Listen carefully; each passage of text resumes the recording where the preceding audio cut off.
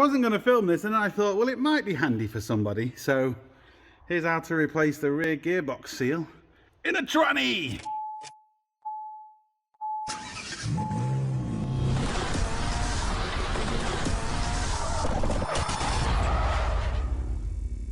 Hello and welcome to another Bodgit and Leggit video. Now we've got a 2007 Transit van here, or what is known as a tranny, well, not or, but this is a 2.4 diesel and rear wheel drive, obviously, and the rear gearbox seal is leaking, as you can see, and it's causing a right old mess. So I started taking it off and I thought, well, you know what, I'll film it. So I've just marked it here just so we know which orientation it goes back in, because it can make a difference if you put it in the wrong place for vibration. So you need to make sure you put it back in the same place. We got three 21mm bolts, nice long bolts with Loctite on, which we're going to sort out. I'm using, look at that, an impact extension. You don't see too many of them, do you? But I'm also using this wiggly wobbly bar, which is really good at the end, and a 21mm socket. That is an impact socket as well, so it's all impact. Anyway, not that it makes a difference, you can use a chrome one. So what I'm hoping is I take the 3 bolts out, and I'm hoping it's going to come away from this, then it will allow us to get this off. I've got genuine oil and a genuine seal, because that's just the way we roll. When, that's for the numbers, everyone playing along at home, when we do anything on my vehicles or my parents' vehicles, anything like that, I'll always get genuine stuff, or, you know, the equivalent OEM, or, you know, a really good known brand. It's just the way we like to do it. Anyway, it's your decision what you want to use on your vehicle, and it's my decision what I want to use on my vehicles. I know people are going to say, just like they always do, if I didn't use let's turn the light off. If I didn't use genuine stuff, these people say, oh, you should use genuine stuff. When I use genuine, you say, oh, you don't need to, that's too expensive, you shouldn't need to do that. So again, no matter what I do, I can't win. What I'm going to do is just take off that last bolt. Lucky enough, I had it in just where I could see all of them. The handbrake is on the vehicle, so, and it's in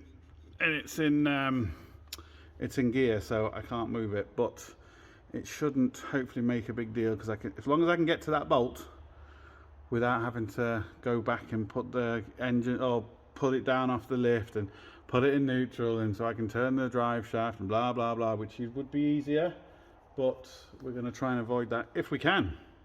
And before you do anything to do with your gearbox, always make sure you can loosen the feed plug first, because if you loosen the drain plug first and you can't loosen the feed plug, well, you're in trouble, aren't you? You can't put any oil into it. I managed to get the bolts off, but I don't know if I've got enough room just to pull this out. I might have to undo the carrier bearings bolts. It's an English van, so it gets a bit rusty as you go back, but I might not have to, but I also might. That looks kind of bad, but it isn't. It's just the way it is. The carrier bearings are fine. So I'm going to get a lever bar now. I'm going to see if we can actually take this off without having to undo more of the prop shaft. Right, I couldn't film everything, but I can go through everything. So lucky enough, the 3 bolts, I was able to get a lever bar in there, push it out enough to clear this. This is what we had to clear. Now, let me just make this a little bit easier. This goes inside here. 30mm socket needs to spin that out, because you can see the output shaft has you know, threads inside which hold the actual coupling on. I've marked the coupling. It really isn't necessarily, there's no master splines, it spins around, but I just mark it just because I'm used to marking everything I take off. It's just habit. So like I said, this has to come off first, 30mm. These are a nightmare to get off. They're really on there solid.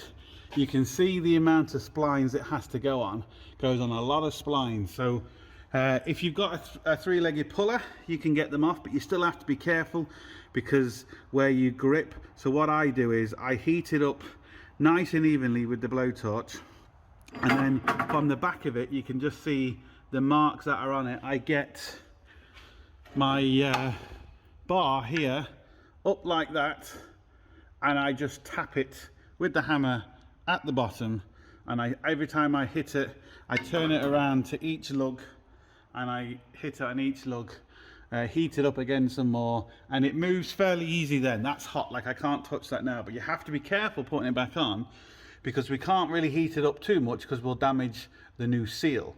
So you don't really want to be heating up when you're putting it back on, but normally putting it back on normally is easier than taking it off. So what I got to do now is take off the old seal. Now again, that can be difficult sometimes. Hold on. Or it can be fairly easy. So what I'm going to do is just going to get a screwdriver in there like that and just pop it off. Obviously we don't care what damage we do. You can even drill a little hole or put some little screws in there and then get some vice grips to pop it out. Because this shaft's in the way, it makes it a lot difficult, a lot more harder. So I'm going to get a smaller screwdriver and just pop that bad boy out. Now I decided to use a new trick that I just thought of, and it's a spanner. Because of the shaft that's in the way, what I managed to do, this is a 21mm, as you can see it fits in behind the shaft, and you just lever, and look at that. Now I already had that obviously broke, but you lever it and it comes out. How easy is that?